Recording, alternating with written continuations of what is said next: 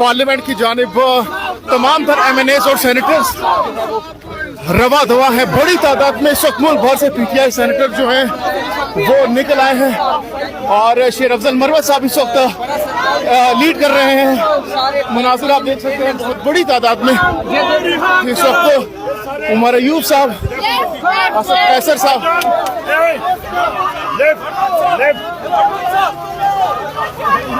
सारे लेफ्ट पे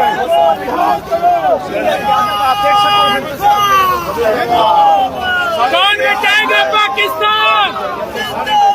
कौन बचाएगा पाकिस्तान? ये आज एक सरप्राइज दिया गया है PTI की जानिब से कि तमाम तर MNAs और सेनेटर्स पहले हाई कोर्ट पहुंचे, वहां पर एहतजाज किया और अब ये वहीं से पैदल निकल पड़े हैं पार्लियामेंट हाउस की जानिब, जहां पर शदीद नारेबाजी की जा रही है। PTI की तमाम तर क़यादत, सीनियर क़यादत इस वक्त यहाँ पर